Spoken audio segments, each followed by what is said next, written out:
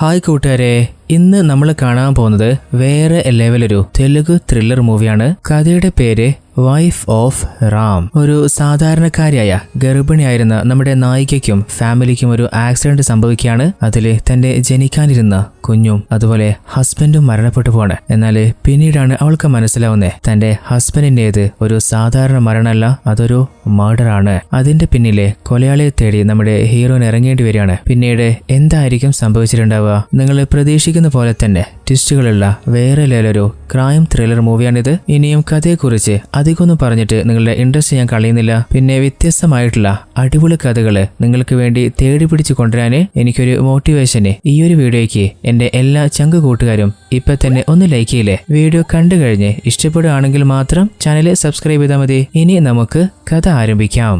ഈ കഥയുടെ ആരംഭത്തിലെ 15 ദിവസങ്ങൾക്ക് മുൻപ് എന്താണ് സംഭവിച്ചത് എന്നാണ് നമ്മൾ കാണുന്നത്. ഒരു മലയോര പ്രദേശത്ത് ഒരു ആക്സിഡന്റ് സംഭവിച്ചിട്ടുണ്ട്. അതില് 2 ആളുകള് മുറിവ് പറ്റി റോഡിൽ വീണ് കിടക്കുകയാണ്. അപ്പൊ ആ വഴി വന്ന ഒരു ഡ്രൈവർ ഉടനെ തന്നെ ഒരു ആംബുലൻസ് വിളിച്ച് ആ 2 പേരെയും ഹോസ്പിറ്റലിലേക്ക് കൊണ്ടെത്തിക്കുകയാണ്. അപ്പോഴാണ് നമുക്ക് മനസ്സിലാവുന്നത് അപകടം പറ്റിയത് ഹസ്ബൻഡും വൈഫുമാണ്. ഹസ്ബൻഡിന്റെ പേര് റാം, അതുപോലെ വൈഫിന്റെ പേര് ദീക്ഷ.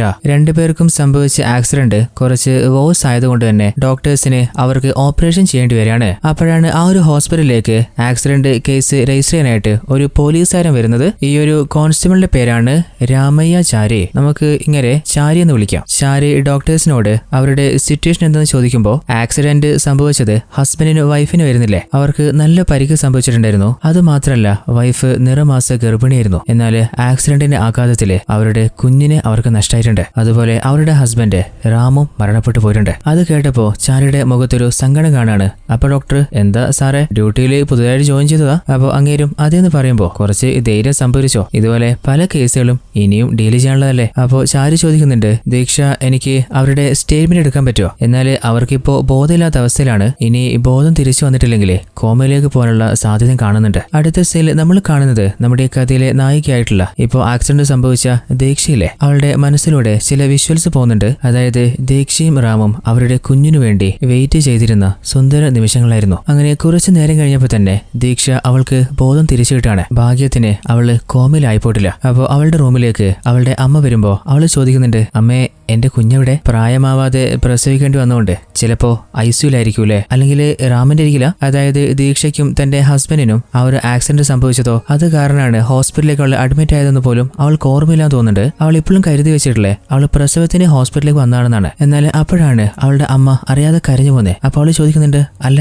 എന്താ അമ്മ കരയുന്നേ? അപ്പോഴാണ് അവളുടെ അമ്മ അവൾക്ക് സംഭവിച്ച ആ ഒരു ആക്സിഡന്റിനെ കുറിച്ചും അവളുടെ കുഞ്ഞും അതുപോലെ ഹസ്ബൻഡും മരണപ്പെട്ട കാര്യവും പറയുന്നേ. എന്നാൽ അവൾക്കത് സഹിക്കാൻ പറ്റാതെ കണ്ണ് നിറഞ്ഞൊഴുകുന്നുണ്ട്. അടുത്ത സീനിൽ നമ്മൾ കാണുന്നത് ബാങ്കോങ്ങിൽ നിന്ന് ഏതോ ഒരാള് ഒരു പോലീസുകാരെ വിളിച്ചിട്ട് ഇപ്പോഴത്തെ അവസ്ഥ എന്താണെന്ന് ചോദിക്കുമ്പോ ഇപ്പോ വലിയ പ്രശ്നമൊന്നുമില്ല, എല്ലാം കൂളായിട്ടുണ്ട്, കുറച്ച് നാളിനുള്ളിൽ തന്നെ എല്ലാം ശരിയായിക്കൊള്ളുന്ന് പോലീസുകാരും പറയുന്നുണ്ട്. അടുത്ത സീനിൽ നമ്മൾ കാണുന്നത് നമ്മുടെ ചാരു വർക്ക് ചെയ്യുന്ന ആ ഒരു സ്റ്റേഷനിലെ ഇൻസ്പെക്ടറും ടീമും ദീക്ഷയുടെ സ്റ്റേറ്റ്മെന്റ് എടുക്കാനായിട്ട് ഹോസ്പിറ്റലിലേക്ക് വരുന്നതാണ്. എന്നാൽ ഈ ഒരു ഇൻസ്പെക്ടറിലെ ഇങ്ങനൊരു കറപ്റ്റ് ആയിട്ടുള്ള പോലീസുകാരനാണ്. അതെങ്ങനെയാ മനസ്സിലായെന്ന് വെച്ചാല് ഇങ്ങനെ ഹോസ്പിറ്റലിലേക്ക് വരുന്ന സമയത്ത് ഏതൊരുത്തൻ ഫോൺ വിളിക്കുമ്പോ നിന്റെ അളിയനെ വെറുതെ വിടണമെങ്കിലേ ഞാൻ പറഞ്ഞ പൈസയില്ലേ അത് അക്കൗണ്ടിലേക്ക് ഇട്ടിട്ട് നീ വിളിച്ചാൽ മതി എന്ന് പറയുന്നുണ്ട്. എന്നിട്ട് ഇൻസ്പെക്ടർ നമ്മുടെ ചാരിനോട് ചോദിക്കുന്നുണ്ട്, അല്ലടാ, അവരുടെ ആക്സിഡന്റ് സംഭവിച്ചത് അവര് ഡ്രൈവ് ചെയ്ത് വരുമ്പോ സെൽഫി എടുക്കാൻ നോക്കിട്ടാ? അപ്പൊ ചാരി, അല്ല സാറേ, ഇരുട്ടത്ത് ആരെങ്കിലും സെൽഫി എടുക്കുവോ? ഓഹോ, നിനക്ക് ഡൗട്ട് ഉണ്ടാ? എന്നാ കാണിച്ചാരാടാ. അങ്ങനെ ഒരു ഇരുട്ടുള്ള റൂമിലേക്ക് പോയിട്ട് നമ്മുടെ ഇൻസ്പെക്ടർ ചാരി അരികിൽ നിർത്തിയിട്ട് ഒരു സെൽഫി എടുക്കുകയാണ്. എന്നിട്ട് പറയുന്നുണ്ട്,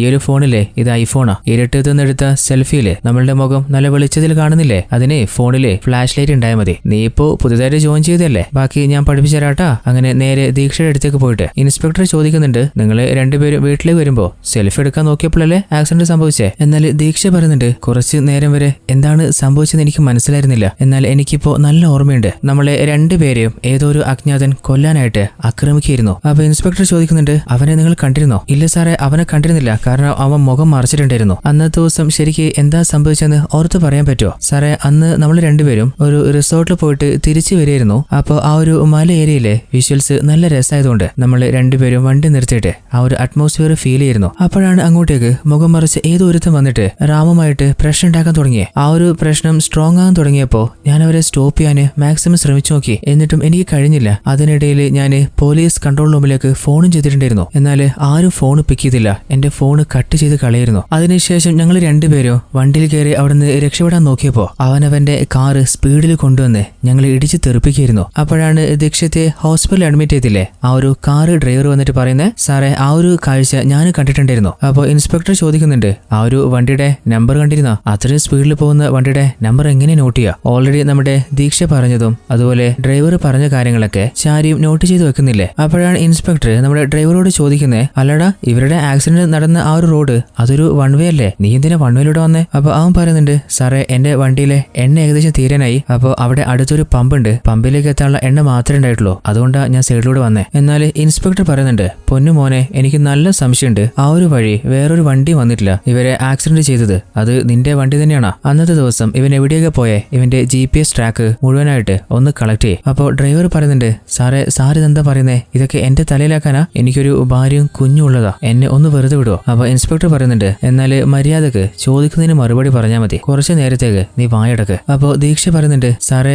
ഞാനും എന്റെ ഹസ്ബൻഡും ആ ഒരു വ്യൂ കാണാൻ വേണ്ടിയാ അവിടെ വണ്ടി നിർത്തിയിരുന്നേ. അപ്പൊ ഇൻസ്പെക്ടർ, നിങ്ങള് 6 മാസം പ്രഗ്നന്റ് അല്ലേ, നട്ട പാതിരാത്രി സമയത്ത് വ്യൂ കാണാൻ നിന്നല്ലേ? ഒന്നും വിശ്വസിക്കാൻ പറ്റുന്നില്ലല്ലോ. നിങ്ങൾ പറഞ്ഞ അനുസരിച്ചിട്ട് ഏതൊരു മുഖംമൂടി ഇട്ട നിങ്ങൾക്ക് ഐഡന്റിഫൈ ചെയ്യാൻ പറ്റാത്ത ഒരാളാണ് ഇതിന്റെ പിന്നില്, എന്നാല് അയാള് ആരാണെന്ന് വല്ല ഐഡിയ ഉണ്ടോ? ദീക്ഷ പറയുന്നുണ്ട്, ഓൾറെഡി ഞാൻ പറഞ്ഞില്ല സാറേ, എനിക്കൊരു ഐഡിയ ഇല്ല. അപ്പോൾ ഇൻസ്പെക്ടർ, അങ്ങനെയാണെങ്കിൽ നിങ്ങളുടെ കംപ്ലൈന്റ് ഞാൻ രജിസ്റ്റർ ചെയ്യുന്നുണ്ട്, നിങ്ങൾ പറഞ്ഞ പോലെ വല്ല ക്ലൂവും കിട്ടിയാല് ഉടനെ തന്നെ ഞങ്ങൾ ഇൻഫോം ചെയ്തോളാം. അങ്ങനെ അവര് പുറത്തേക്ക് ഇറങ്ങുമ്പോൾ നമ്മുടെ ചാരി ചോദിക്കുന്നുണ്ട്, സാറേ ഇനി നമ്മൾ എന്താ ചെയ്യണ്ടേ, എവിടെ നിന്ന് നമ്മൾ തുടങ്ങണ്ടേ? അപ്പൊ ഇൻസ്പെക്ടർ, ഒരു തലയും വാലുമില്ലാത്ത മർഡർ കേസിന്റെ പിന്നാലെ പോവാന് എനിക്കെന്താ തലക്ക് വല്ല ഓളുണ്ടോ? അടുത്ത സീനില് നമ്മുടെ ഹീറോയിൻ ദീക്ഷയില്ലേ, അവളുടെ ട്രീറ്റ്മെന്റ് ഒക്കെ കഴിഞ്ഞിട്ട് അവളും റാമും ഒന്നിച്ച് താമസിച്ച അവളുടെ വീട്ടിലേക്ക് വരികയാണ്. എന്നാൽ ആ ഒരു വീട്ടിലേക്ക് കയറിയപ്പോൾ തന്നെ അവരുടെ രണ്ടുപേരുടെയും സന്തോഷത്തോടെയുള്ള ഓരോ നിമിഷങ്ങളാണ് അവളുടെ മനസ്സിലേക്ക് വരുന്നത്. എങ്ങോട്ട് തിരിയുമ്പോഴും റാം തന്റെ കൂടെയുള്ള പോലെ അവൾക്ക് തോന്നിക്കൊണ്ടിരിക്കുകയാണ്. അവളുടെ മനസ്സിന് ഒരു സമാധാനം കിട്ടാന് എന്തായാലും താൻ ചെയ്തുകൊണ്ടിരുന്ന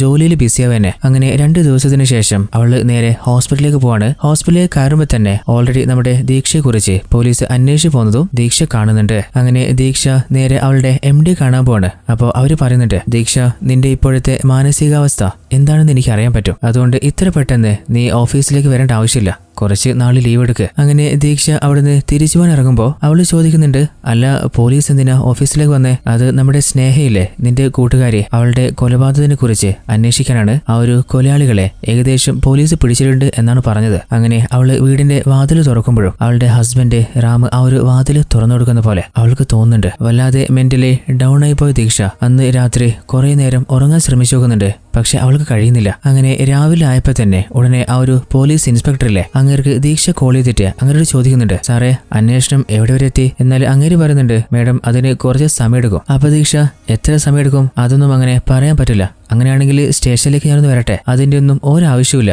എന്തെങ്കിലും അറിഞ്ഞു കഴിഞ്ഞാൽ നിങ്ങളെ വിളിച്ചോളെന്ന് പറഞ്ഞിട്ട് ഇൻസ്പെക്ടർ ഫോണ് കട്ടിയാണ്. എന്നാൽ കുറച്ചു ദിവസം നമ്മുടെ ഇൻസ്പെക്ടർ വിളിക്കുന്ന ദീക്ഷ കാത്തു നോക്കിയിട്ടും അങ്ങേര് വിളിക്കുന്ന കാണുന്നില്ല. എന്നാൽ നേരിട്ട് സ്റ്റേഷനിലേക്ക് പോയിട്ട് ഒന്ന് സംസാരിച്ച് നോക്കുക തന്നെ. അങ്ങനെ സ്റ്റേഷനിലേക്ക് വന്നിട്ട് കോൺസ്റ്റബിളിനോട് ചോദിക്കുമ്പോൾ ഇൻസ്പെക്ടർ സ്റ്റേഷനിലേക്ക് വന്നിട്ടില്ല. അപ്പൊ കുറച്ചു നേരം അങ്ങനെ വെയിറ്റ് ചെയ്തിരിക്കുകയാണ്. മണിക്കൂറുകൾ കഴിഞ്ഞ ശേഷമാണ് ഇൻസ്പെക്ടർ സ്റ്റേഷനിലേക്ക് വരുന്നത്. അപ്പോൾ ദീക്ഷയെ കണ്ടപ്പോ, അല്ല മേഡം നിങ്ങളോട് ഞാൻ ഫോണിൽ പറഞ്ഞല്ലേ എന്തെങ്കിലും മനസ്സിലായി കഴിഞ്ഞാലേ അങ്ങോട്ട് വിളിച്ചോളാന്ന്. എന്നാൽ അവള് പറയുന്നുണ്ട്, സാർ അത് പറഞ്ഞിട്ട് ഇപ്പോൾ 10 ദിവസം കഴിഞ്ഞില്ലേ, എന്നിട്ടും ഒരു വിളിയോ ഒരു ക്ലൂ കിട്ടിയില്ലല്ലോ. അപ്പോൾ ഇൻസ്പെക്ടർ പറയുന്നുണ്ട്, നിങ്ങൾക്ക് അറിയായിട്ടാ ഈ ഒരു ഹൈദരാബാദില് ഒരു ദിവസം ഒരു 1000-2000 കേസുകൾ വരും. ഇന്നിപ്പോ ആകെ ഈ ഒരു സ്റ്റേഷനിലെ മുഴുവൻ പോലീസ് ഓഫീസേഴ്സും ഒരു 40-50 കേസ് മാത്രമേ ഡീൽ ചെയ്തിട്ടുള്ളൂ, ബാക്കി കേസ് നമ്മൾ തന്നെ ഡീൽ ചെയ്യണ്ടേ? അപ്പോൾ ദീക്ഷ ചോദിക്കുന്നുണ്ട്, സാറേ ഇതുവരെയുള്ള അന്വേഷണത്തില് എന്തെങ്കിലും മനസ്സിലാക്കാൻ പറ്റിയോ? അപ്പോൾ അങ്ങേര് പറയുന്നുണ്ട്, അത് മനസ്സിലാക്കാൻ ഒരു കാര്യമുണ്ട്, നിങ്ങൾ സ്റ്റേഷനിൽ നിന്ന് പുറത്തിറങ്ങിയിട്ട് കുറച്ച് ദൂരം വലത്തോട്ട് പോവാ, എന്നിട്ട് ഫസ്റ്റ് ലെഫ്റ്റ് എടുക്കുക. അപ്പോൾ അവിടെ ഒരു ജ്യോതിഷിയുണ്ട്, അങ്ങനോട് ചോദിച്ചാൽ മതി, അങ്ങനെ കണക്കൂട്ടി പറഞ്ഞുതരും. എന്റെ തലയില് ഇതിലും പ്രധാനപ്പെട്ട കുറെ കേസുകളുണ്ട്, അതുകൊണ്ട്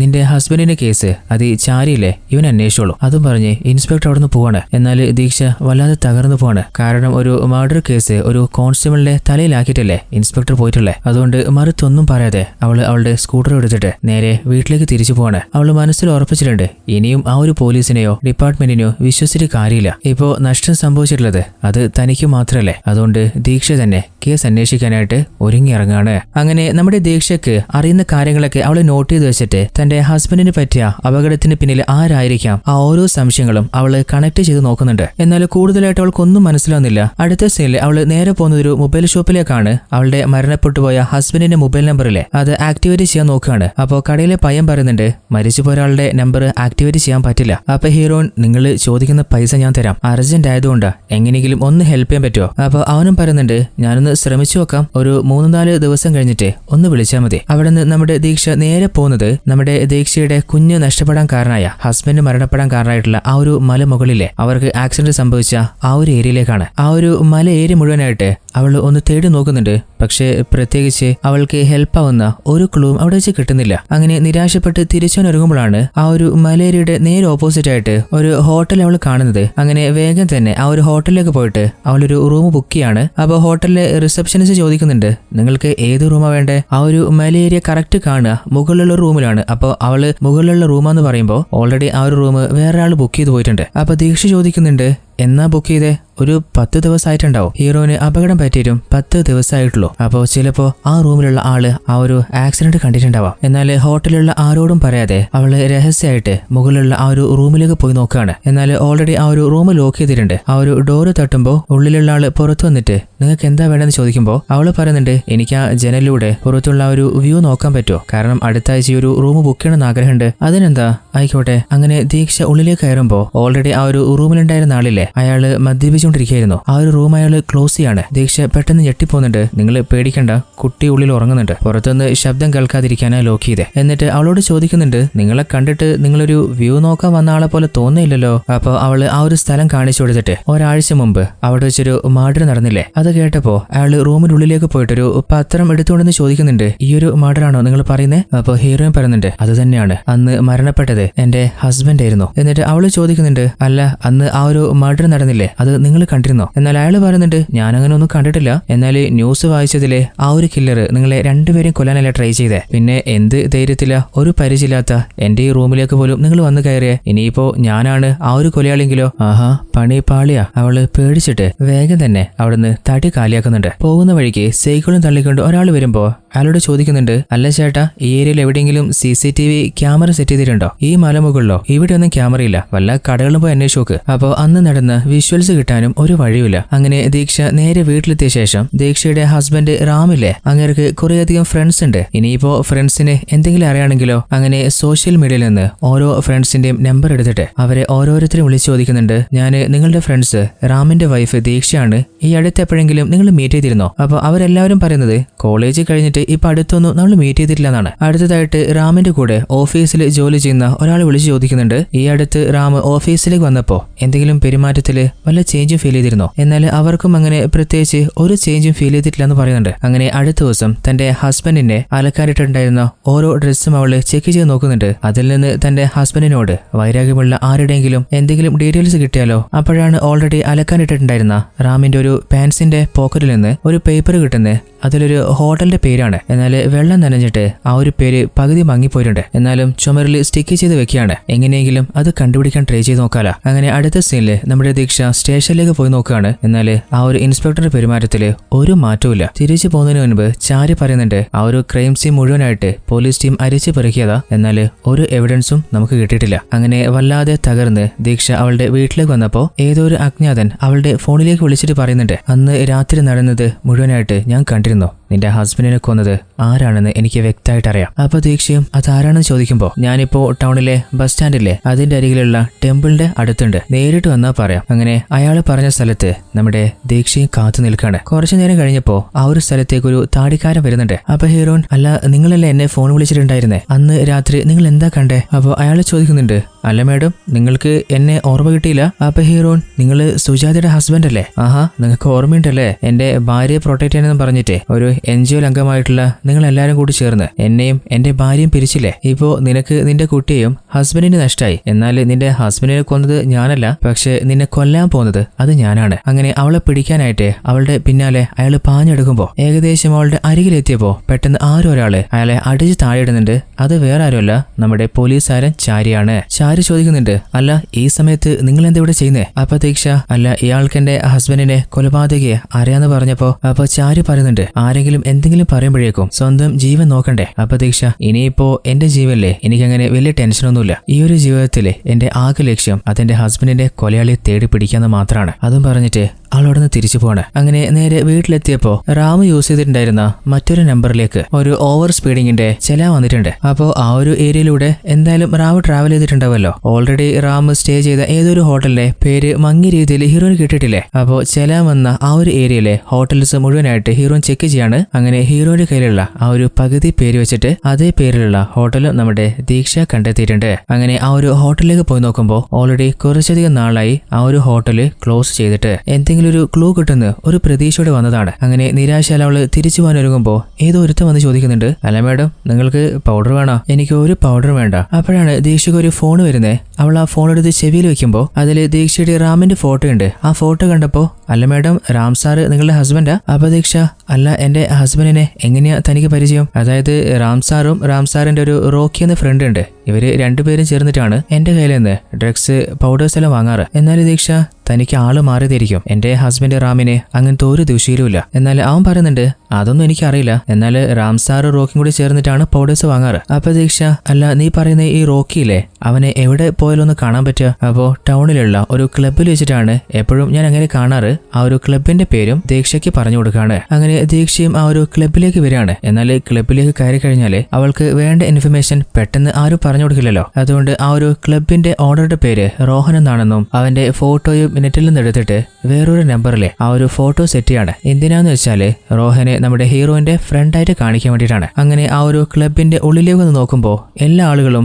മോഡേൺ ഡ്രസ്സാണ് ധരിച്ചിരിക്കുന്നത്. എന്നാൽ ദീക്ഷ ഒരു നാടൻ ഡ്രസ്സിലല്ലേ. ഇതേ ഡ്രസ്സ് ധരിച്ചിട്ടാണ് ഉള്ളിലേക്ക് പോകുന്നതെങ്കിൽ ഉറപ്പായിട്ടും പണിവാളും. അങ്ങനെ അവള് നേരെ റെസ്റ്റ് റൂമിലേക്ക് പോയിട്ട് അവള് ധരിച്ചിട്ടുണ്ടായിരുന്ന ആ ഒരു ഡ്രസ്സില്ലേ, അതൊരു മോഡേൺ ഡ്രസ്സ് പോലെ അവള് ആൾട്ടർ ചെയ്ത് മാറ്റാണ്. എന്നിട്ട് നേരെ ആ ഒരു ബാറിൽ വരയ്ക്കുന്ന ഒരുത്തനോട് പറയുന്നുണ്ട്, എനിക്ക് നിങ്ങളുടെ മാനേജർ ഒന്ന് കാണണല്ല. അങ്ങനെ മാനേജറെ അവനെ വിളിച്ചുകൊണ്ടിരുമ്പോ അയാളെ ചോദിക്കുന്നുണ്ട്, അല്ല മാഡം നിങ്ങൾക്ക് എന്താ വേണ്ടേ? എനിക്ക് ഒക്ടോബർ 21 തീയതിയിലെ CCTV വിഷ്വല് ഉടനെ തന്നെ കാണണല്ല. എന്നാൽ അവൻ ഹീറോനെ തടഞ്ഞിട്ട്, അങ്ങനെ പെട്ടെന്ന് വന്ന് ചോദിച്ചാല് കാണിച്ചു തരാൻ പറ്റുമോ? അപ്പൊ ഹീറോൻ ദേഷ്യത്തില്, നീ എന്റെ ശരീരത്തിൽ ടച്ച് ചെയ്തല്ലേ, നിനക്ക് ഞാൻ ആരാന്ന് കാണിച്ചു തരാടാ. അതും പറഞ്ഞ് ഫോൺ എടുത്തിട്ട് റോഹൻ എന്ന നമ്പറിലേക്ക് വിളിക്കുമ്പോ റോഹന്റെ ഫ്രണ്ടാണ് ഹീറോയിൻ എന്ന് കരുതിയിട്ട് മാനേജർ പറയുന്നുണ്ട്, മാഡം നിങ്ങൾ പ്രശ്നം ഉണ്ടാക്കരുത്, നിങ്ങൾ ചോദിച്ച CCTV വിഷ്വല് ഞാൻ കാണിച്ചു തരാം. അങ്ങനെ ആ ഒരു CCTV വിഷ്വല് ചെക്ക് ചെയ്യുമ്പോൾ തന്റെ ഹസ്ബൻഡ് രാജിന്റെ കൂടെ റോക്കി എന്ന ഫ്രണ്ട് ക്ലബിലേക്ക് വന്നത് അവള് കാണുന്നുണ്ട്. അവര് രണ്ടുപേരും എന്തോ പറഞ്ഞ് അങ്ങോട്ടും ഇങ്ങോട്ടും ആർഗ്യൂ ചെയ്യുന്നുണ്ട്. അങ്ങനെ ആ ഒരു വിഷ്വൽസ് മുഴുവനായിട്ട് അവള് നോട്ട് ചെയ്ത് വെക്കുമ്പോൾ ഒരു താടിക്കാരൻ, ഇങ്ങനെയുടെ പേര്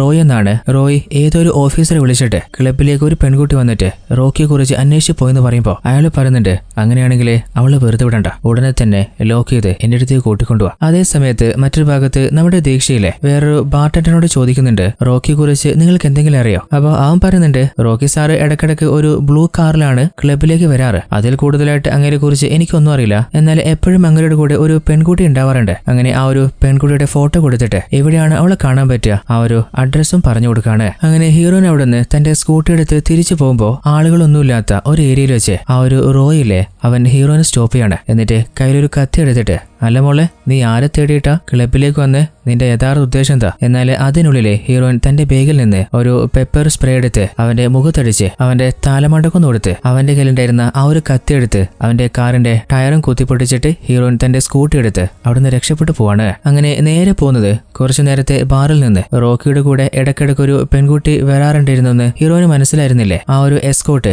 അവളുടെ ഹോട്ടൽ റൂമിലേക്കാണ് പോകുന്നത്. അപ്പൊ അവള് ചോദിക്കുന്നുണ്ട്, അല്ല നിങ്ങളൊരു പെൺകുട്ടിയല്ലേ, എന്നിട്ടും എന്താ എന്നെ കാണാൻ ഇങ്ങോട്ട്? ഓഹോ നിങ്ങളൊരു ലെസ്ബിയൻ ആയിരിക്കും അല്ലേ? അങ്ങനെ ഹീറോയിന്റെ അരികിലേക്ക് അവള് വന്നിരിക്കുമ്പോൾ ഹീറോയിൻ പറയുന്നുണ്ട് ഞാൻ വന്നത് എനിക്ക് റോക്കിയെ കുറിച്ച് ചില കാര്യങ്ങൾ അറിയണം. എന്നാൽ എസ്കോർട്ട് പറയുന്നുണ്ട് എനിക്ക് റോക്കിയെ ആരെ അറിയില്ല. എന്നാൽ ഹീറോയിൻ ദയവ് ചെയ്ത് എന്നെ ഒന്ന് ഹെൽപ്പ് ചെയ്യണം. കുറച്ച് നാള് മുൻപാണ് എന്റെ ഹസ്ബൻഡ് കൊല്ലപ്പെട്ടത്. അതുപോലെ എന്റെ വയറ്റിലുണ്ടായിരുന്ന 6 മാസം മാത്രം പ്രായമുണ്ടായിരുന്ന എന്റെ കുഞ്ഞിനെ നഷ്ടപ്പെട്ടു. ഇതിന്റെയൊക്കെ പിന്നിലെ ആരാണെന്ന് ചിലപ്പോ റോക്കിക്ക് അറിയായിരിക്കാം, അല്ലെങ്കിൽ റോക്കി തന്നെയായിരിക്കാം. എന്തൊക്കെ പറഞ്ഞിട്ടും അവള് ഒന്നും മറുത്തു പറയുന്നില്ല. ഹീറോയിന് വേറെ നിവൃത്തിയില്ല. കുറച്ചു നേരത്തെ റോയെ അടിച്ചു താഴെയിട്ടൊരു കത്തി എടുത്ത് വന്നില്ലേ, ആ കത്തി കാണിച്ചിട്ട് അവളോട് പറയുന്നുണ്ട് മര്യാദക്ക് നീ പറയുന്നോ അല്ലെങ്കിൽ കത്തിയുടെ ചൂടറിയുന്നോ. അപ്പോ പേടിച്ചിട്ട് അവള് പറയുന്നുണ്ട് അതിന് റോക്കി ഈ നാട്ടിലില്ല, അവൻ ബാങ്കോക്കിലാണുള്ളത്. ബാങ്കോക്കിലേക്ക് പോയിട്ട് കുറെ നാളായി, അതിനുശേഷം അവൻ തിരിച്ചു വന്നിട്ടേ ഇല്ല. അങ്ങനെ അടുത്ത സീനില് നമ്മുടെ ഹീറോയിന്റെ വീട്ടിലേക്ക് ആ ഒരു മൊബൈൽ ഷോപ്പിലെ പയ്യനില്ലേ, അവൻ റാമിന്റെ കട്ടായി പോയ മറ്റൊരു നമ്പർ ആക്ടിവേറ്റ് ചെയ്ത് കൊണ്ടുവന്ന് കൊടുക്കുന്നുണ്ട്. അങ്ങനെ ആ ഒരു സിമ്മിലെ മുഴുവൻ കോൺടാക്റ്റും ചെക്ക് ചെയ്യുമ്പോൾ അതില് റോക്കിയുടെ നമ്പർ ഉണ്ട്. അത് മാത്രമല്ല മെസ്സേജ് ചെക്ക് ചെയ്യുമ്പോഴാണ് നമ്മുടെ ഹീറോയിനും റാമിനും ആക്സിഡന്റ് സംഭവിച്ചില്ലേ, അന്ന് രാത്രി തന്നെയാണ് റോക്കി ബാങ്കോക്കിലേക്ക് പോയതെന്നും ഹീറോയിന് മനസ്സിലാവാണ്. അപ്പോ ഹീറോയിനൊരു സംശയം വരികയാണ്, അന്ന് മുഖമൂടിയിട്ട് വന്നതും തന്റെ ഹസ്ബൻഡിനെ കൊലപ്പെടുത്തിയതും റോക്കി തന്നെയായിരിക്കാം. അതിനുശേഷമായിരിക്കാം അവൻ ഈ നാട് വിട്ട് ബാങ്കോക്കിലേക്ക് പോയത്. അതിനെക്കുറിച്ച് പറയാനായിട്ട് ചാരിയെ വിളിച്ചിട്ട് ഞാൻ സ്റ്റേഷനിലേക്ക് വരട്ടെ എന്ന് ചോദിക്കുമ്പോൾ ചാരി പറയുന്നുണ്ട് സ്റ്റേഷനിലേക്ക് വന്നിട്ട് കാര്യമില്ല, നമുക്ക് നേരിട്ട് മീറ്റ് ചെയ്യാം. അങ്ങനെ ഹീറോയിനെ കാണാൻ വന്നപ്പോ ഹീറോയിൻ ചാരിയോട് പറയുന്നുണ്ട് റോക്കി ആദ്യം ഒരു പെൺകുട്ടിയെ കൂടിയിട്ട് ഒരു ക്ലബിലേക്കായിരുന്നു പോയിരുന്നത്. അതേ സ്ഥലത്ത് വെച്ച് എന്റെ ഹസ്ബൻഡ് റാമുമായിട്ട് അവര് തമ്മിൽ എന്തോ ഫൈറ്റ് നടന്നിട്ടുണ്ട്. റോക്കിയുടെ ബിസിനസ് മുഴുവനായിട്ട് ബാങ്കോക്കിലാണ്. അങ്ങനെ ബാങ്കോക്കിലേക്ക് പോയിട്ട് റാം മരണപ്പെടുന്നതിന്റെ അന്ന് ഈവനിങ് റോക്കി ഒരു മെസ്സേജ് അയച്ചിട്ടുണ്ട്, റാമേ നീ തീർന്നു. അന്ന് രാത്രി തന്നെയാണ് എന്റെ ഹസ്ബൻഡ് മരണപ്പെടുന്നത്. അതിനുശേഷം രാവിലെ 2 മണിയായപ്പോ അവൻ ബാങ്കോക്കിലേക്ക് ഫ്ലൈറ്റ് പിടിക്കുകയും ചെയ്തിട്ടുണ്ട്. അന്നത്തെ ദിവസം 24 അവേഴ്സിലെ റോക്കിയുടെ എല്ലാ ഡീറ്റെയിൽസും ചെക്ക് ചെയ്യുമ്പോൾ അവൻ ബാങ്കോക്കിൽ നിന്ന് ഇന്ത്യയിലേക്ക് വന്നിട്ട് അന്ന് തന്നെ തിരിച്ചു പോയില്ലേ. ആ ഒരു ഡീറ്റെയിൽസ് നമ്മുടെ ചാരി ചെക്ക് ചെയ്യുമ്പോൾ 22-ാം തീയതിയാണ്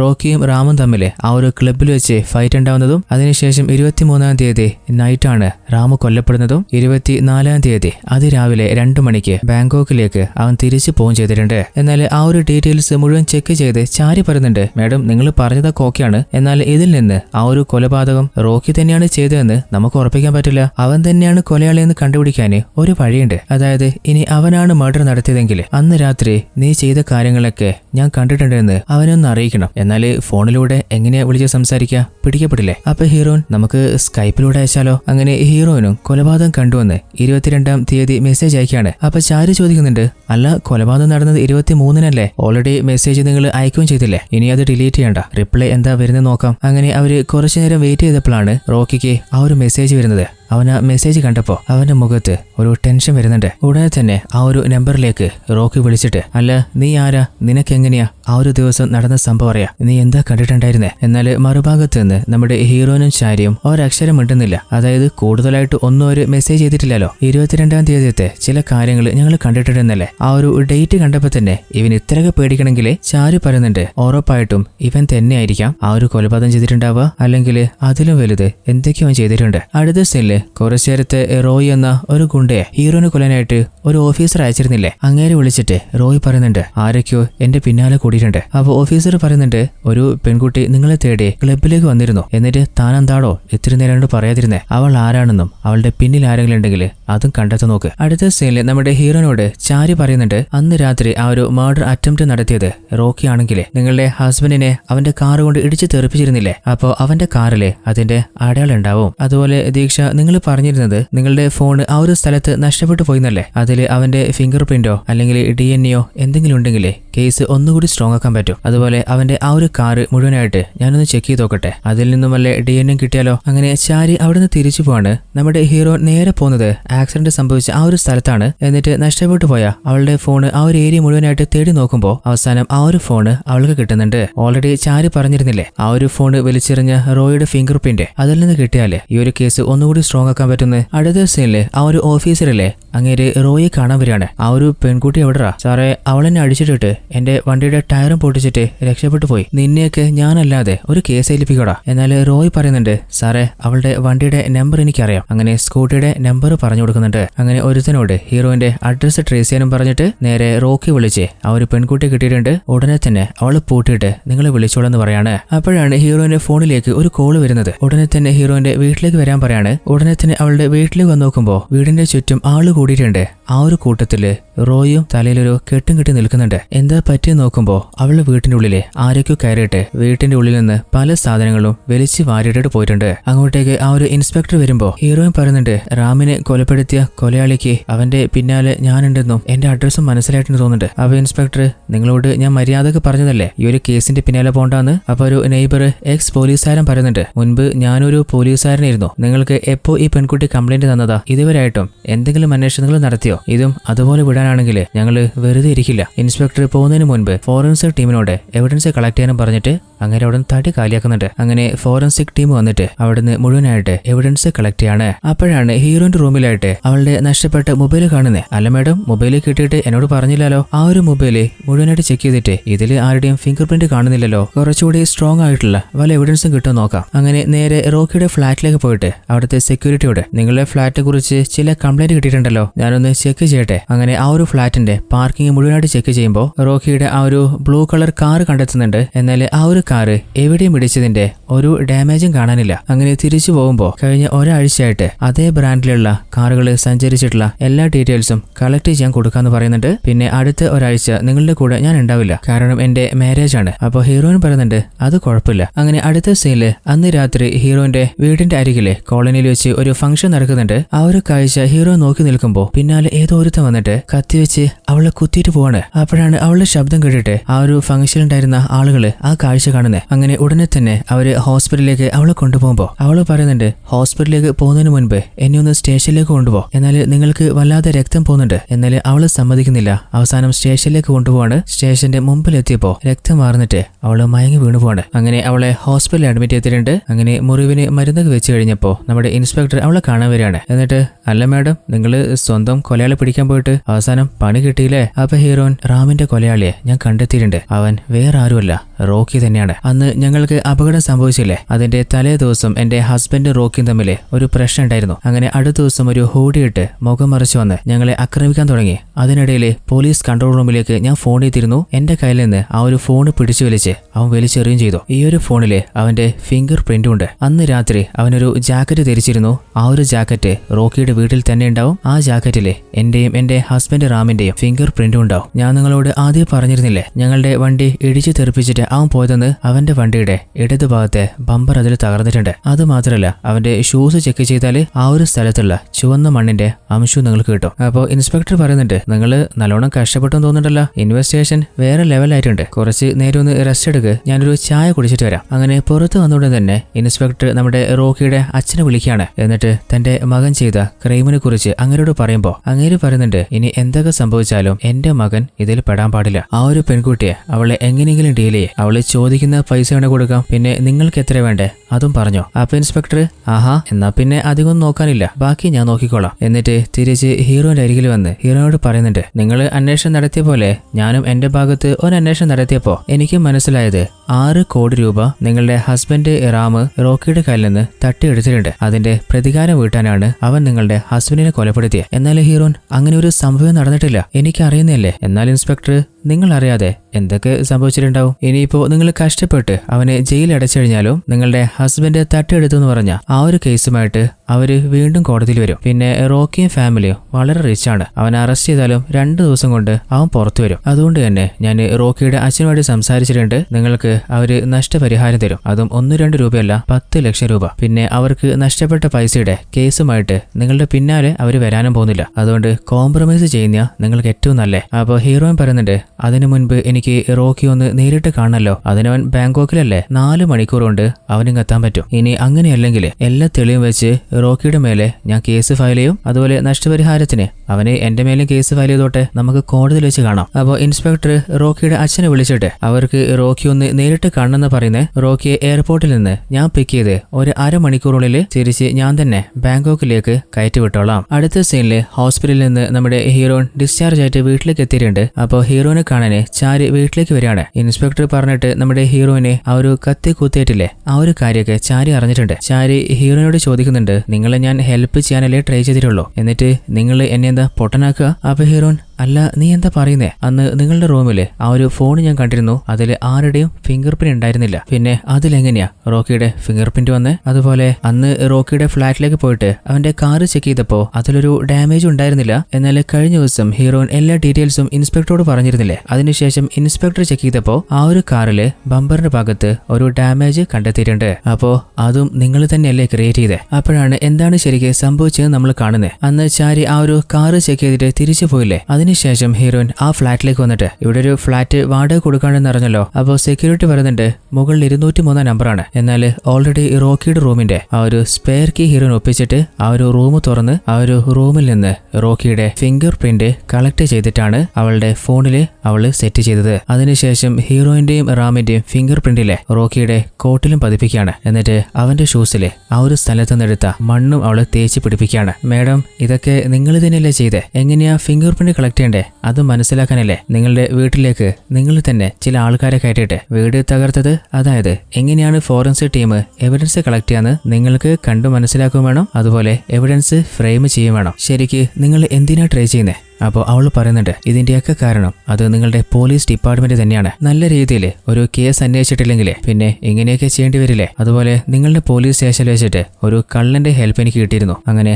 അവന് ഞാൻ പൈസ കൊടുത്തിട്ടാണ് ആ ഒരു ഫംഗ്ഷൻ നടന്നപ്പോ അവനെ കൊണ്ട് എന്റെ പുറത്ത് ഞാൻ കത്തി വെച്ച് കുത്തിപ്പിച്ചത്. അതായത് അതിനുശേഷമെങ്കിലും പോലീസ് സീരിയസ് ആയിട്ട് ഒരു കേസ് എടുക്കട്ടെ എന്ന് ഞാൻ തീരുമാനിച്ചതാണ്. പാവപ്പെട്ട പല ആളുകളെയും ഫേക്ക് എവിഡൻസ് വെച്ചിട്ട് പോലീസ് അറസ്റ്റ് ചെയ്യാറില്ലേ? എന്നാൽ യഥാർത്ഥ കൊലയാളി ഒരുത്തനെ രക്ഷപ്പെടാതിരിക്കാൻ വേണ്ടിയിട്ടാണ് എനിക്ക് എവിഡൻസ് ഒക്കെ സെറ്റ് ചെയ്യേണ്ടി വന്നത്. ഇതൊക്കെ ചെയ്തതുകൊണ്ട് മാത്രമാണ് ആ റോക്കി എനിക്ക് നേരിട്ട് കാണാനുള്ള ഒരു അവസരം കിട്ടിയത്. അപ്പോൾ ചാരിക്ക് ഹീറോയിൻ ജ്യൂസ് കൊടുക്കുന്നുണ്ട്. എന്നാൽ ചാരി പറയുന്നുണ്ട് ഒരാളുടെ മേലെ ഫേക്ക് ആയിട്ടുള്ള എവിഡൻസ് ക്രിയേറ്റ് ചെയ്യുന്നത് അത് തെറ്റല്ലേ, ഒരിക്കലും എനിക്കത് അനുവദിക്കാൻ പറ്റില്ല. അപ്പൊ ഹീറോയിൻ അതെനിക്ക് അറിയാം ചാരി, നീ ഇതൊന്നും സമ്മതിക്കില്ലാന്ന്, അതുകൊണ്ട് കുറച്ച് നേരം നീ ഇവിടെ റെസ്റ്റ് ചെയ്യേ. അപ്പോഴാണ് ചാരിക്ക് മയക്കം വരുന്നത്. അതായത് കുറച്ചു നേരത്തെ ഹീറോയിൻ ജ്യൂസ് കുടിക്കാൻ കൊടുത്തിരുന്നില്ലേ, അതില് മയക്കം മരുന്ന് മിക്സ് ചെയ്തിരുന്നു. അവനും മയങ്ങി വീണു പോവാണ്. അതേ സമയത്ത് റോക്കിയും ഇൻസ്പെക്ടറും നമ്മുടെ ഹീറോയിനെ കാത്തു നിൽക്കുന്നുണ്ട്. അപ്പൊ ഇൻസ്പെക്ടർ ഇനി അവൾ എന്തെങ്കിലും ഉടായ്പ കാണിക്കാൻ ശ്രമിച്ചാലേ ടേബിളിന്റെ അടിയില് ഞാൻ ഗണ്ണ് വെച്ചിട്ടുണ്ട്, അതെടുത്ത് അവളെങ്ങ് തീർത്തേക്ക്, ബാക്കി എന്ത് വന്നാലും ഞാൻ നോക്കിക്കൊള്ളാന്ന് പറയുന്നുണ്ട്. അപ്പോഴാണ് അങ്ങോട്ടേക്ക് നമ്മുടെ ഹീറോ വരുന്നത്. ആ ഒരു ഇൻസ്പെക്ടർ ഹീറോയിനെ മുഴുവനായിട്ട്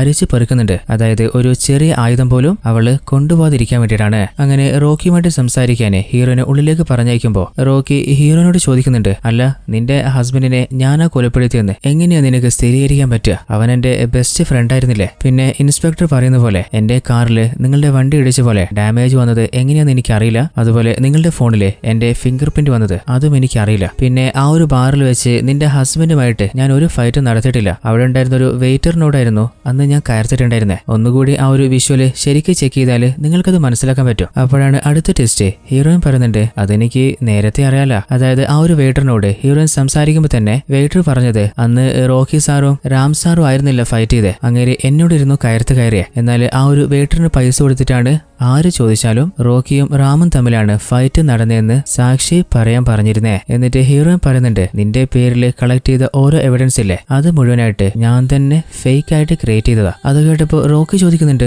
അല്ല എന്തിനാ നീ ഇതൊക്കെ ചെയ്തുകൊണ്ടിരിക്കുന്നേ? അപ്പോ ഹീറോയിൻ ചോദിക്കുന്നുണ്ട് 22-ാം തീയതി നടന്നത് നീ മറന്നുപോയോ? സ്നേഹയെ ഓർമ്മയുണ്ടടാ? ആ ഒരു പേര് കേട്ടപ്പോ അവന്റെ മുഖഭാവം തന്നെ മാറുകയാണ്. അപ്പോഴാണ് ശരിക്ക് 22-ാം തീയതി എന്താണ് സംഭവിച്ചതെന്ന് നമ്മൾ കാണുന്നത്. അതായത് ഹീറോയിന് ഒരു ബെസ്റ്റ് ഫ്രണ്ട് ഉണ്ടായിരുന്നു, അവളുടെ പേരാണ് സ്നേഹ.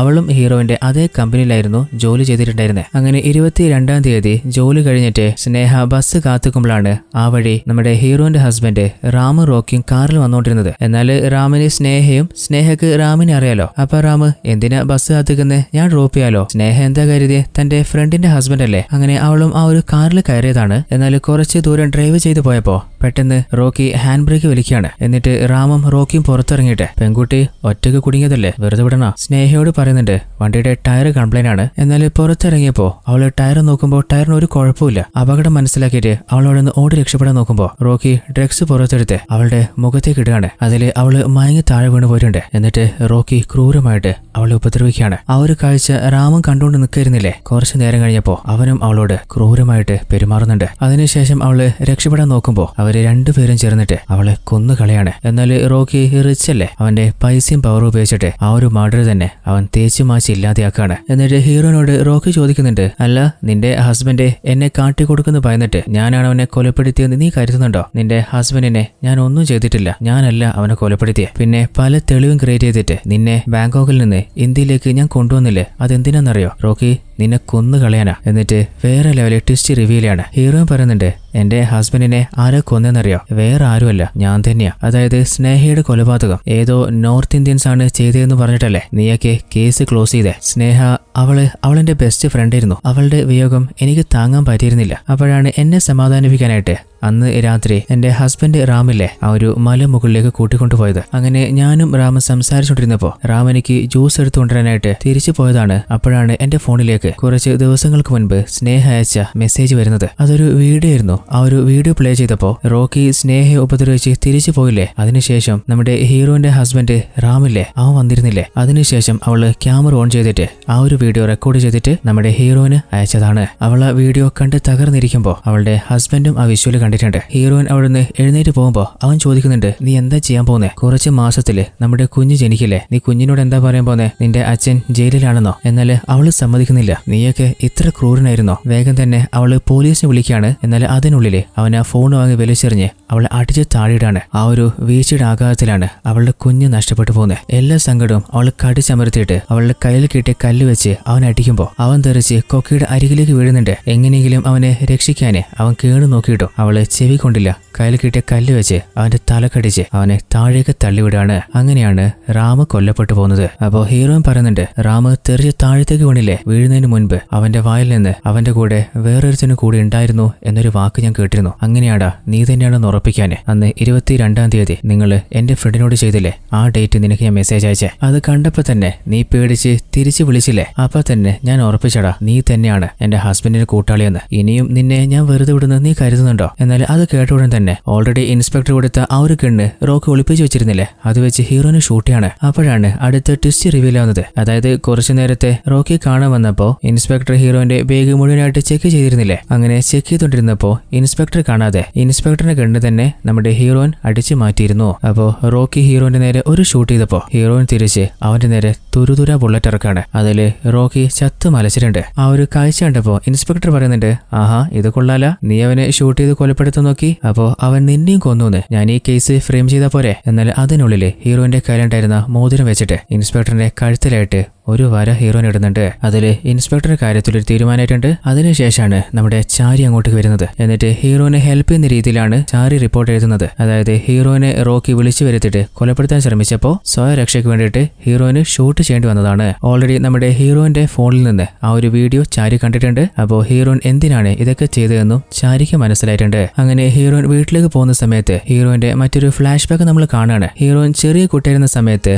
അമ്മ ഇടയ്ക്കിടയ്ക്ക് ഹീറോയിന്റെ അമ്മാവന്റെ വീട്ടിലേക്ക് അവളെ കൊണ്ടയാക്കാറുണ്ടായിരുന്നു. എന്നാൽ അയാളില്ലേ ചെറിയ പെൺകുട്ടിയായ ഹീറോയിനെ പലപ്പോഴും അബ്യൂസ് ചെയ്തിട്ടുണ്ട്. എന്നാൽ എന്താണ് ചെയ്യേണ്ടതെന്ന് ചെറിയ കുട്ടിയായിരുന്ന ഹീറോയിനൊന്നും മനസ്സിലായിരുന്നില്ല. അപ്പോഴാണ് ഒരു ദിവസം അയാൾക്ക് അപകടം പറ്റിയിട്ട് ഹോസ്പിറ്റലിൽ അഡ്മിറ്റ് ആവുന്നത്. അപ്പോൾ ഡോക്ടർ ഹീറോയിനോട് പറയുന്നുണ്ട്, മോളെ നിന്നോട് മാമനെന്തോ പറയണമെന്ന് പറയുന്നുണ്ട്. അപ്പോൾ ചെറിയ പെൺകുട്ടിയായ ഹീറോയിൻ അങ്ങനെ കാണാൻ പോകുമ്പോൾ അയാൾ പറയുന്നുണ്ട്, മോളെ നിന്നോട് ഞാൻ ചെയ്തു പോയനെ, നീ എന്നോട് ക്ഷമിച്ചേക്ക്, നിന്നോട് ചെയ്തതിനൊക്കെ ദൈവം എനിക്ക് ശിക്ഷ തന്നതാണ്. അപ്പോഴാണ് അടുത്ത ട്വിസ്റ്റ്. ഹീറോയിൻ പറയുന്നുണ്ട്, ദൈവം അല്ല ശിക്ഷ എന്ന്, ആ ശിക്ഷ തന്നത് ഞാൻ തന്നെയാ. അതായത് മാമൻ കുളിക്കാൻ പോകുമ്പോൾ തെന്നി വീഴാനായിട്ട് അവള് ആ ഒരു ബാത്റൂമില് എണ്ണ തേച്ചു വെച്ചതും അങ്ങനെ അടിച്ചുകുത്തി നിലത്തുകൊണ്ടാണ് അങ്ങേര് അടിച്ചു പോയതും. ചെറിയ കുട്ടിയായിരുന്നപ്പോ തന്നെ ഉപദ്രവിച്ച ഒരാളോട് പക വീട്ടിയ നമ്മുടെ ഹീറോയിൻ അവളുടെ ജീവിതം നശിപ്പിച്ച, അതുപോലെ അവളുടെ ബെസ്റ്റ് ഫ്രണ്ടിന്റെ ജീവിതം ഇല്ലാതാക്കിയ അവളുടെ ഹസ്ബൻഡിനോടും അവന്റെ കൂട്ടുകാരനോടും ക്ഷമിക്കുവോ? അവരെ വെറുതെ വിടുവോ? ഇതോടുകൂടി ഈ ഒരു കഥ ഇവിടെ അവസാനിക്കുകയാണ്. അപ്പോൾ എങ്ങനെയുണ്ടായിരുന്ന കഥ?